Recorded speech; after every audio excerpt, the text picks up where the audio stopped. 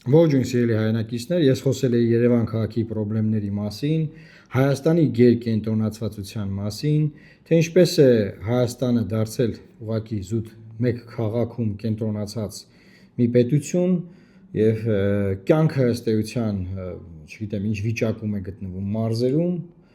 եւ մենք գնում տեսնում ենք, թե այնտեղ ինչ է կատարվում համեմատությամբ Երևանի հետ, եւ ուրեմն քաղաքի քաոսին միացել է նոր խնդրեմ եւ այդ խնդրեմը ով է ստեղծել քաղաքի ղեկավարությունը քաղաքապետի գլխավորությամբ։ Հիմա նայեք ինչ են արել։ Բանգլադեշի Ծարավաղբյուրի փողոց երթուղին սպասարկող 99 համարի ավտոբուսն այսօր ժամը 13-ին ավելի քան 2 րոպե կանգնեց բժշկական համալսարանի կանգառում իր հետևից խցանումների մի շարք առաջացնելով։ Երկարատև կանգառի պատճառը քաղաքային իշխանությունների հրահանգն է։ Արդեն մեկ շաբաթ է վարորդներն են հսկում, որ ուղևորները վճարեն։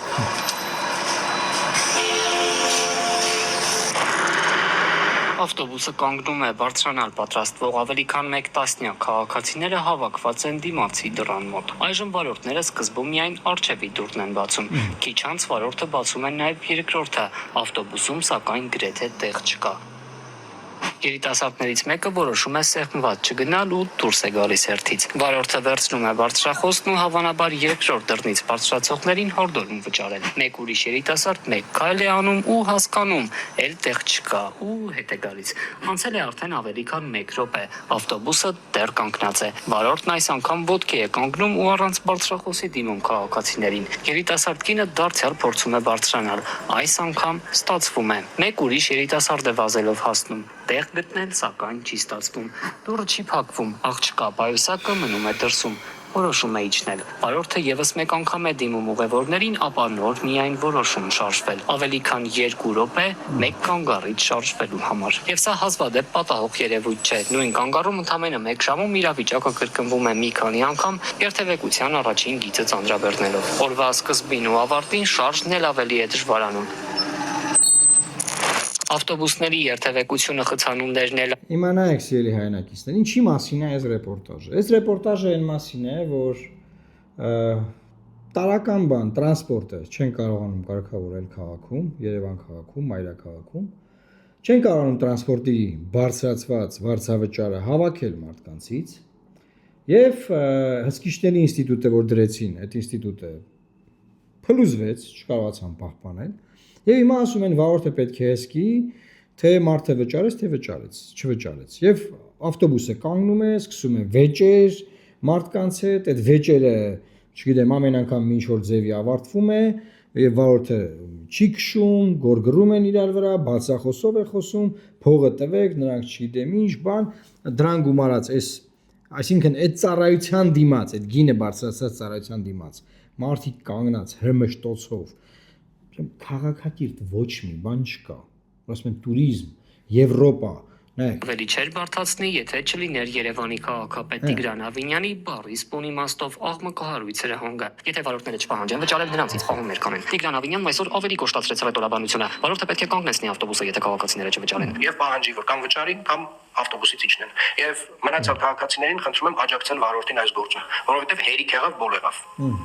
Հերիք եղավ, իրոք չափը լավ բան է։ Քաղաքապետը, որին չենք տեսել հանրային տրանսպորտով երթևեկելիս, նույնիսկ որոշեց խրատել մարդկանց ու կոշտ խոսքերով ամոթանք տվեց չվճարողներին։ Միակ իրավունքը, որ այդ տեսակ մարդը ունի, անոթից գետնին նայելն է։ Ինչ է նշանակում, եկել նստելա, չի վճարում, հələ մի հատ էլ տենց հորտուբորտ ակալ են ասում, գիտեք, դու ասում իրավունք չունես չքշես։ Դուք հələ խոսում եք։ Օրվա պիկ ժամերին ավտոբուսների դռները դժվարությամբ են փակվում, վճարել նույնիսկ հնարավոր չէ։ Հակադարձում է Երևանի ավագանու ընդդիմադիր Մայր Հայաստան խմբակցության անդամ Մոնուկ Սուքյասյանը։ Հիմա սիրելի հայրենակիցներ, ես այնպես չի որ բան եմ, խրախուսում եմ, որ չվճարեն ավտոբուսում, ես ինչ անեն, ես այդ քաոսի կողմնակիցը չեմ։ Բայց ոնց ենք հասել այս իրավիճակին։ Հիմա որ խցանումներ ա, չէ՞ քաղաքում։ Խցանումները ինչի համար, որ իրենք 20000-ից ավել շինթույլտվություն են տվել։ Փող են աշխատել դրանով, որ շինթույլտվությունները տվել են։ Քաղաքում քաոս են ստեղծել,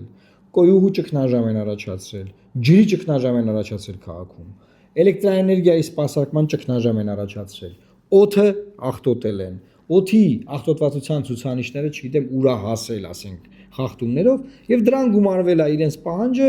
որ ավտոբուսները կանգնեն, խցանումը ավելացնեն փողոցների, այդ խցանման ժամանակ վեճեր լինեն, մարդիկ իրար հետ կռվեն, գորգռան, վարորդի հետ վիճեն, ծեծեն իրար բան, այսինքն այս քաոսը ինչի մասին է, որ դուք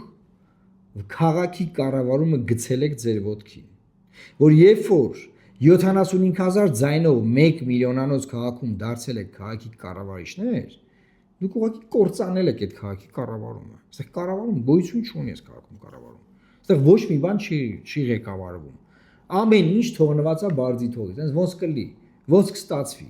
Ու այդ ընթացքում մի հատ էլ այնտեղ ջղային իջ հասկացանք, այս ավտոբուսի փողը չեք տալիս, բայց որ բարձրացնում եք այդ ժամանակ նկատի ունենայիք։ Բա որ հսկման մեխանիզմներ եք դնում այդ ժամանակ նկատի ունենայիք։ Սոցիալական փաթեթ ներկայացնեիք, չգիտեմ ինչ անեիք, ուսանողներին են մյուսներից տանջատեիք արդյունավետ կերպով։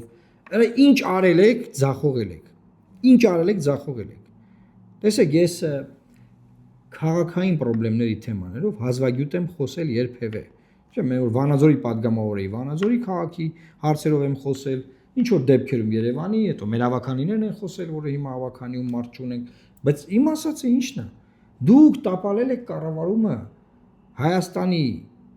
մայրաքաղաքում եւ Հայաստանի Հանրապետությունում։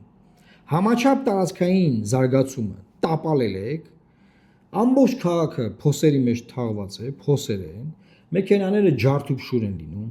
մարդիկ միլիոնավոր դրամներ են կորցնում սրա վրա, դրան գումարած հանրային տրանսպորտը արդյունավետ չի, չկա, արժանապատիվ չի, մարդիկ արժանապատիվ կեցվածքով չեն կարողանում այդ տրանսպորտում տեղավորվել,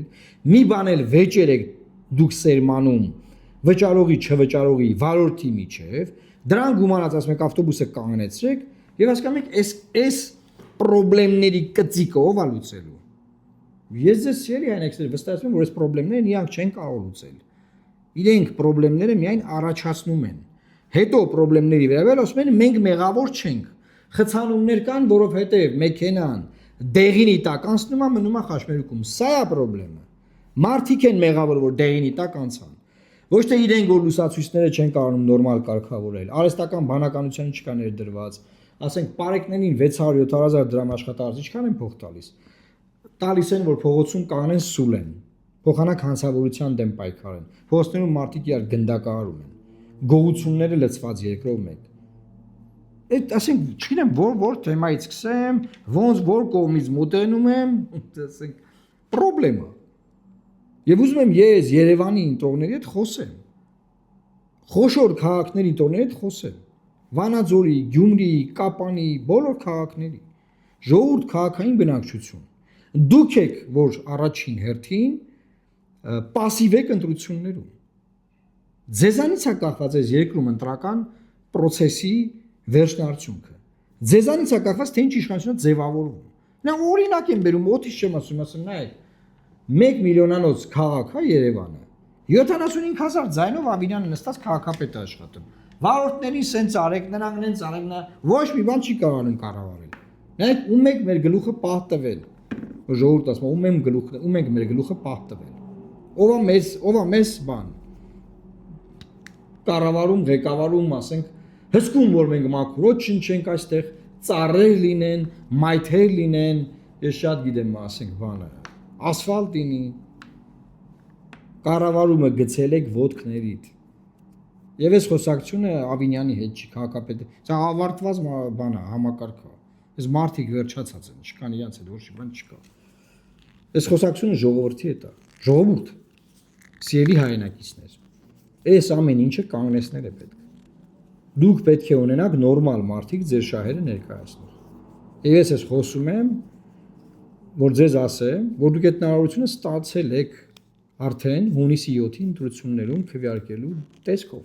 5 տարին մեկ այս հնարավորությունը դուք ստանում եք։ Ես խնդրում եմ ձեզ այս հնարավորությունից օգտվեք։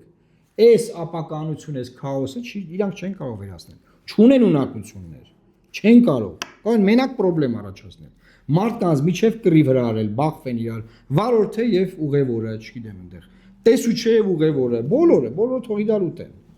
Մարդիկ իրար հետ կռվեն։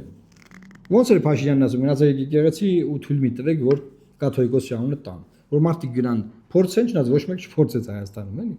Հետո մյուս հավատացյալների միջև կռիվ առաջանա։ Կռվեք, դուք իրար ծեծեք, ջարդեք, սա իրար հետ, դուք սաղի իրար հետ կռվեք, իրանք միլիարդներով պարքեհաճարը բաժանեն, աշխատավարձերը, առոք, ջիպերով, ախրանաներով, պատավատներով ման գան, մուննատ գան ավտոբուս նստող մարդկանց վրա, տեսուչի վրա, վարորդի վրա, նոր խցանում առաջացնելու մեթոդներ մտածեն ու մեր բոլորի կյանքը ապականեն, էսա։ Եթե ուզում եք սա դադարեցնեք, հունիսի 7-ին դուք ունեք հնարավորություն։ Գնացեք ընտրական տեղամասեր եւ քվեարկեք մեր օգտին, Լուսավոր Հայաստանի օգտին։ Եվ տարածեք այս նյութը, բազմապատկեք այս էֆեկտը եւ Աստված պահապան Հայաստանի Հանրապետությանը։